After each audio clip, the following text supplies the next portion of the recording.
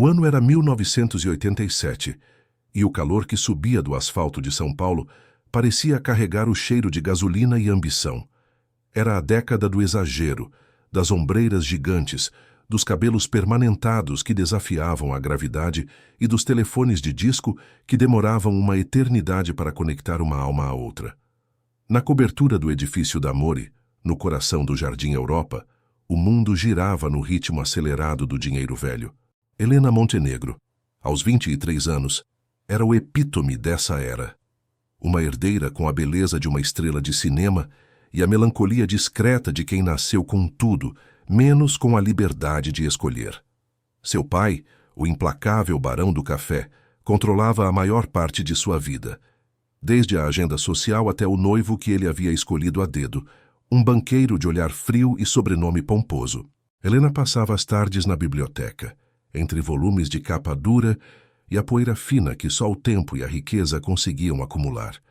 Seu som ambiente era o jazz suave que escapava de um toca-discos Garrard, e quando estava sozinha, o estalo do vinil era quase a única coisa que a lembrava de que havia vida pulsando ali. Foi em uma dessas tardes, enquanto tentava desesperadamente desembarcar um livro pesado que ficara preso no alto da estante, que ele apareceu. Rafael Toledo não pertencia àquele mundo. Ele era o novo jardineiro e faz tudo contratado para cuidar dos suntuosos terraços e dos reparos que o casarão teimosamente exigia. Tinha 25 anos, ombros largos de quem carrega peso desde cedo e o cabelo castanho escuro cortado de forma simples, que caía sobre a testa quando ele se curvava para trabalhar. Seus olhos, de um castanho quente e profundo, eram a única riqueza que ele carregava à mostra. Ele estava no terraço, podando uma roseira imperial com luvas de couro gastas, quando ouviu o som abafado de algo caindo na biblioteca. Ele hesitou por um segundo. A regra era clara: mantenha-se invisível. A família Montenegro prezava a discrição de seus empregados acima de tudo, mas o barulho foi seguido por um suspiro de frustração que lhe pareceu genuíno. Rafael entrou. O contraste era violento. Ele com a camiseta de algodão surrada e as calças manchadas de terra, no meio daquele tapete persa onde o silêncio custava mais que seu salário de um ano.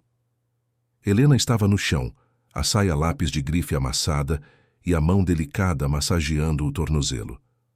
"Me desculpe, eu caí", ela disse com a voz baixa e uma ponta de vergonha.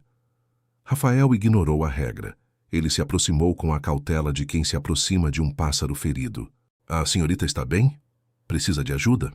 Sua voz era grave, com o sotaque carregado do Brás, um bairro que parecia a quilômetros de distância dali, mas que ficava a apenas 30 minutos de carro, caso se pegasse a via expressa. Ela olhou para ele, e aquele foi o primeiro gancho que fisgou a história. Helena estava acostumada com o olhar de homens que a viam como um troféu, uma extensão do império de seu pai. O olhar de Rafael era diferente. Era de preocupação sincera, e talvez, apenas talvez, de admiração sem cobiça. Era o olhar de alguém que a via de verdade, não o rótulo da capa. Só o orgulho ferido. Ela sorriu, um sorriso que raramente mostrava. E o livro lá em cima e o vento levou. Rafael seguiu o olhar dela. A altura era considerável. Ele não disse nada. Apenas estendeu a mão para ela se levantar e depois, com uma agilidade surpreendente, escalou a prateleira com os pés descalços, como se fosse uma escada de cordas. Ele pegou o volume e desceu, entregando-o a ela com um aceno respeitoso. "Obrigado", Helena sussurrou, sentindo uma pulsação estranha no pescoço. O tipo de pulsação que fitas cassete dos anos 80, com suas baladas melancólicas, faziam sentir. "Nunca o vi por aqui antes. Sou o novo jardineiro", ele respondeu, mantendo a distância imposta pelo uniforme, mas que era contradita pela faísca nos olhos. "Rafael." "Helena." O nome dela parecia um acorde na boca dele. Simples, sem os floreios de senhorita Montenegro que ela ouvia desde criança. A partir daquele dia, a biblioteca se tornou o seu ponto de encontro não oficial. Não demorou para que os encontros fortuitos se transformassem em encontros intencionais. Ela descia, supostamente, para pegar um livro, e ele sempre encontrava uma desculpa para estar na área de serviço próxima, reparando um vazamento, trocando uma lâmpada ou reorganizando as ferramentas. Eles falavam sobre a vida, mas de mundos completamente diferentes. Helena falava sobre a Europa que ela visitava nos verões, as universidades de renome que frequentou, os jantares de gala que a sufocavam. Rafael falava sobre o seu Fusca azul piscina que ele estava reformando, sobre o cheiro da terra molhada da horta que ele mantinha no quintal de sua mãe e sobre as madrugadas em que ele estudava eletrônica por correspondência, sonhando em abrir sua própria oficina. Uma tarde, ele a encontrou na varanda olhando para o horizonte esfumaçado de São Paulo com uma expressão de total desesperança. "Aconteceu algo, senhorita?" Ela suspirou, virando-se para encará-lo à luz dourada do final da tarde, realçando as ombreiras de seu blazer de seda. "Meu pai fechou o negócio", ela disse, a voz embargada. "O casamento com Arthur foi antecipado para o final do ano. Eu sinto que estou sendo leiloada." Rafael sentiu um aperto no peito que não tinha nada a ver com o peso que ele levantava no trabalho. Ele podia ter tido tudo na vida, mas jamais tivera a indiferença com a qual aquele homem tratava a própria filha. Ele deu um passo à frente, quebrando mais uma regra não escrita daquela casa. Não a tocou, mas sua presença, sua energia simples, era um toque por si só. "Casamento arranjado", ele murmurou quase descrente. "É o que fazem famílias assim. É uma fusão, Rafael, de sobrenomes, de contas bancárias. O amor é um bônus que nem sempre entra no pacote. Mas e o seu coração, Helena? Onde ele entra nessa fusão?" O questionamento dele era tão direto, tão old school na sua sinceridade, que Helena sentiu o nó na garganta afrouxar. Ninguém, nunca, em seu círculo social, falara sobre coração com tanto peso. A única linguagem que eles entendiam era a do lucro e da aparência. Naquela noite ela não conseguiu dormir. A fita cassete com o álbum de Phil Collins rodava sem parar no Walkman que ela escondia debaixo do colchão. Ela queria fugir, mas para onde? Seu passaporte estava no cofre do pai. Seus cartões de crédito estavam com limites controlados. Ela se lembrou do telefone de disco na sala de serviço, o único que não era grampeado na casa. A tentação foi forte, mas a coragem, uma semente recém-plantada, era ainda frágil. Na manhã seguinte, ela encontrou um envelope branco, sem remetente, escondido debaixo do vaso de orquídeas na varanda. Dentro, uma folha de papel dobrada 4 vezes, escrita à mão, em uma caligrafia firme, ligeiramente inclinada para a direita, como a de um trabalhador apressado. "Encontre-me amanhã, 22 horas, no café da esquina, perto da Praça da República, se tiver coragem. R." O convite era uma afronta, um risco que podia custar o emprego dele e a reputação dela. Mas Helena não pensou 2 vezes. Ela amarrou a carta com uma fita de seda, guardou-a entre as páginas de seu livro e sentiu, pela primeira vez na vida, a eletricidade do perigo misturada com a promessa de algo real. Aquele romance não seria medido em cifras, mas em batimentos cardíacos acelerados. O palco estava montado para um drama dos anos 80, onde o amor verdadeiro tinha que lutar contra o status quo com a mesma intensidade de uma balada de power pop no topo das paradas. Era um jogo de tudo ou nada, e o primeiro movimento tinha sido feito. Ela sabia que a partir daquele momento, a vida na cobertura de mármore e ouro não seria mais a mesma. Ela havia atravessado a linha. O café da esquina era um lugar que cheirava a café fresco, bolos de fubá, e discretamente a cigarros Hollywood acesos por clientes noturnos. Era um refúgio simples, com toalhas de mesa de xadrez vermelho e branco e uma luminária de néon que piscava na vitrine, anunciando salgados e doces. Não havia carros importados estacionados na frente, apenas táxis velhos e o Fusca azul piscina de Rafael. Helena chegou de táxi, vestindo um trench coat preto que cobria um vestido preto simples, nada de grife, nada de ombreiras, e os cabelos soltos, menos elaborados do que de costume. Ela parecia outra pessoa, mais real, mais viva. Ele estava em uma mesa de canto, lendo um jornal de papel. Quando a viu, seus olhos brilharam com uma mistura de alívio e surpresa. "Você veio", ele disse, levantando-se e puxando a cadeira para ela. Um gesto de cavalheirismo que o noivo rico dela jamais faria. Eu precisava, ela respondeu, sentando-se e puxando o casaco para mais perto. Aquele lugar era quente, mas a adrenalina a fazia tremer. O garçom, um homem de bigode farto e avental sujo, serviu a ela um café com leite em uma xícara de porcelana grossa. Eu sei que é loucura, Helena, Rafael confessou, olhando diretamente para ela, sem desviar. A luz fraca do café realçava a seriedade de seu rosto. Eu sei das regras. Sei quem você é, de onde você veio. Sei que isso pode me custar mais do que o emprego. E eu sei quem você é, Rafael, ela rebateu, com uma firmeza que surpreendeu até a si mesma. Você é o único que me perguntou o que o meu coração queria. E é o único que me faz sentir que há algo para querer. Naquela noite eles não se beijaram, mas a conversa que tiveram foi mais íntima do que qualquer toque físico poderia ter sido. Eles expuseram seus medos, suas ambições e o abismo social que os separava. Rafael falou sobre o peso de sustentar a mãe e a irmã mais nova, sobre a humilhação de ter que entrar pela porta dos fundos daquela mansão e sobre o seu orgulho de ser um trabalhador honesto. Helena falou sobre a solidão da riqueza, sobre o fardo de ser um símbolo, sobre o medo de ser uma propriedade e sobre o quanto ela desprezava a falsidade do seu mundo. Eu nunca poderia te dar o que você está acostumada, Helena, ele disse, gesticulando para a simplicidade do café. Minha vida é no Brás. É ônibus lotado, é trabalho braçal. Eu não quero o que estou acostumada, Rafael. Quero o que é de verdade. Quero saber o que é escolher, o que é lutar por algo. Você me oferece um futuro, onde eu sou uma pessoa, não uma conta bancária. O encontro foi breve, mas revolucionário. Eles marcaram o próximo, com a mesma descrição, na Praça da Liberdade, no domingo seguinte, quando ele estaria de folga. O relacionamento deles se desenvolveu em segredo, como uma flor rara que só desabrochava à noite.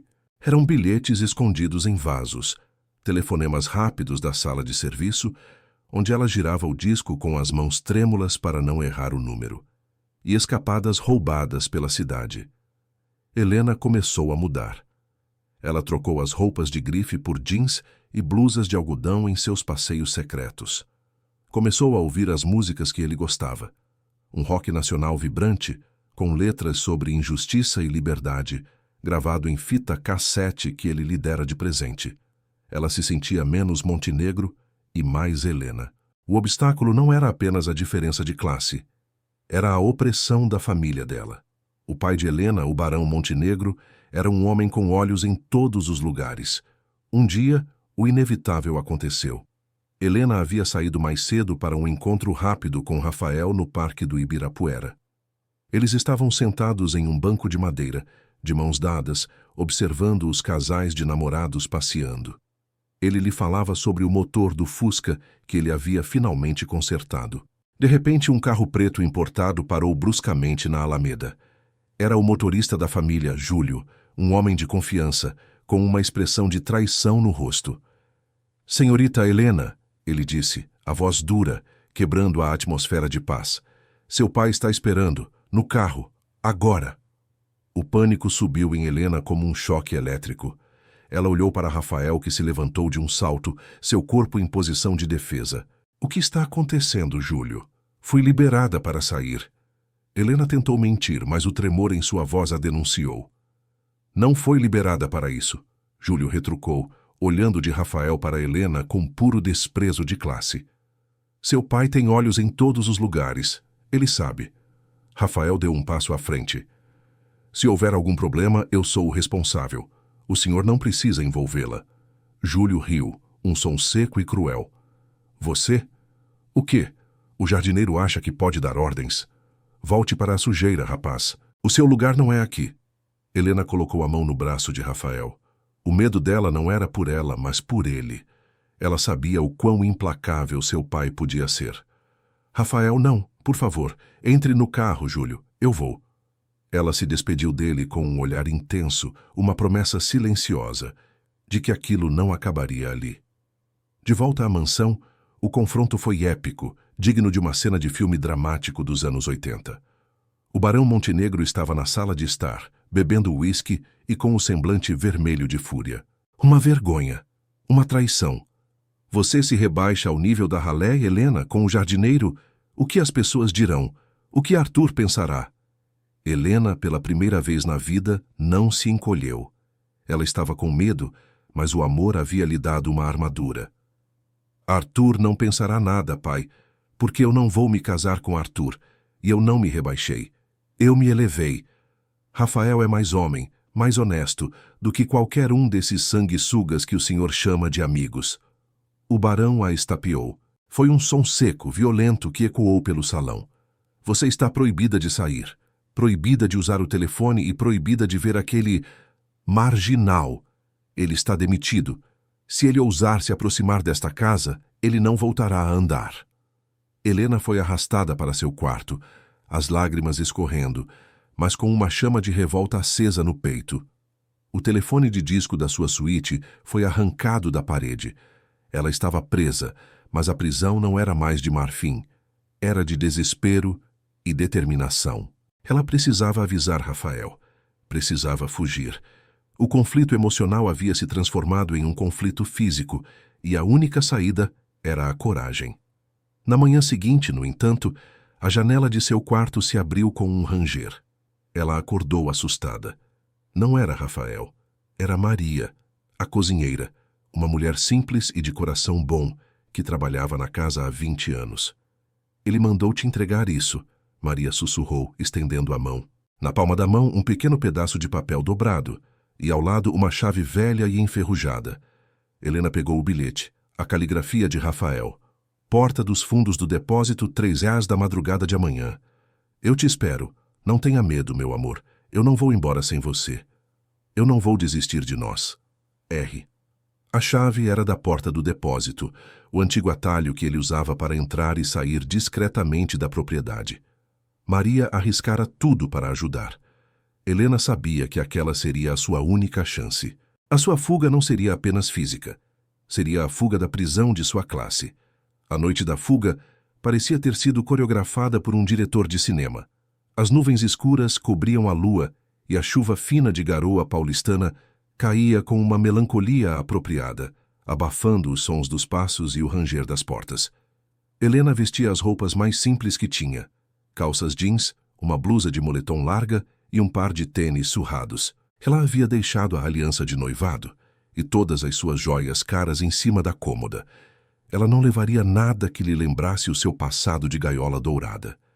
Ela carregava apenas uma mochila pequena com o essencial: a fita cassete de rock nacional, o livro E o Vento Levou, que a lembrava do primeiro encontro, e uma foto amassada de sua mãe, a única pessoa que sempre a havia amado incondicionalmente. O clímax emocional começou no momento em que ela rastejou para fora da janela, com a ajuda de uma corda feita de lençóis que ela havia costurado por 3 noites.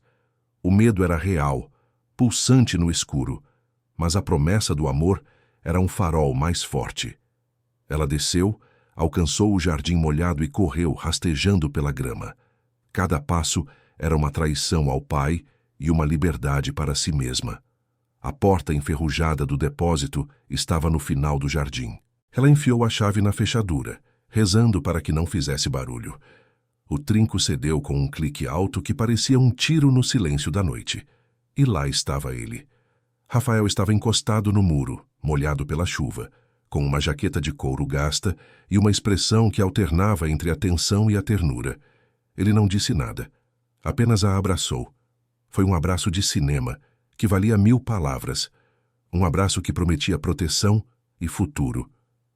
Você veio, ele sussurrou em seu cabelo. Eu sabia que viria.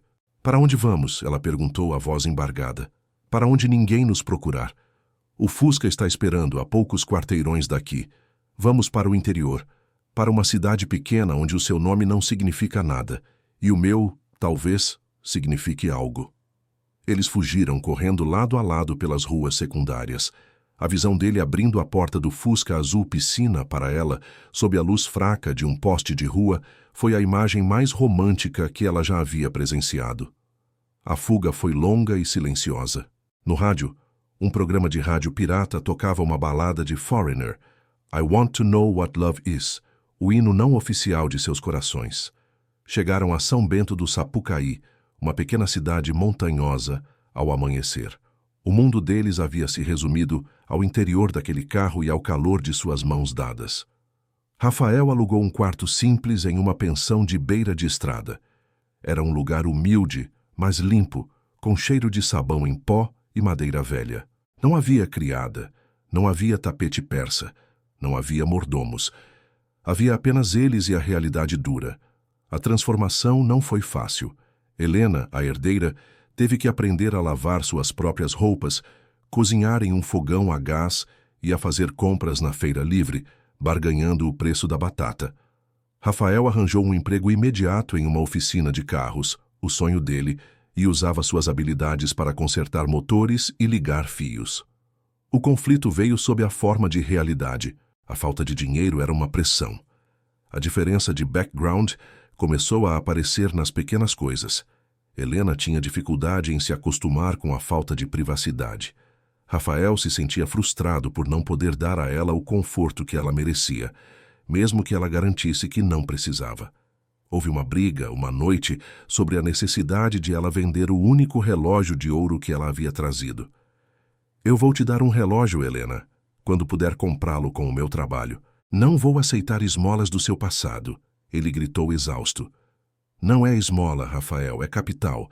É a única coisa que temos para investir. Não seja teimoso, por favor. A humildade não significa ser pobre, significa ser sábio." Ela rebateu, as lágrimas rolando.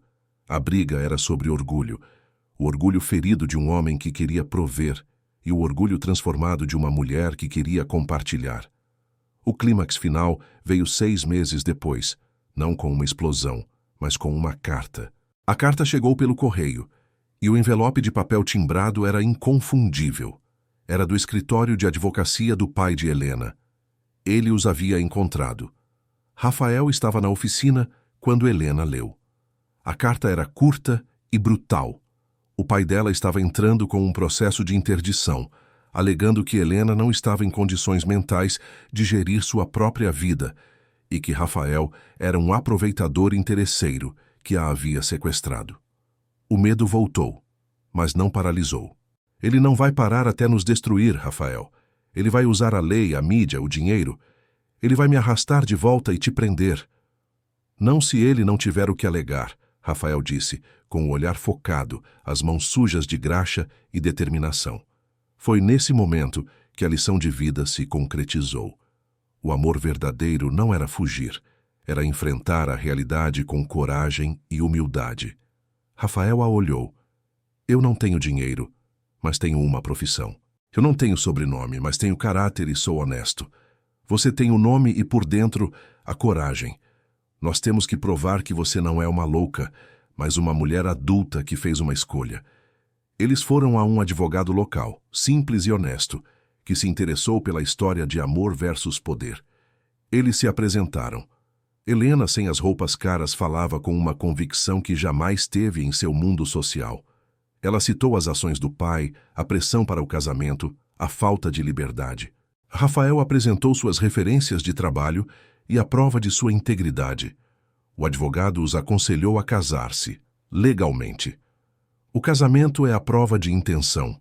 Ele prova que o relacionamento de vocês é sério e que a senhorita fez uma escolha adulta", ele aconselhou. E assim eles fizeram. O casamento foi simples, na prefeitura, com 2 testemunhas da pensão e a cozinheira Maria, que viajou 3 horas de ônibus para estar lá.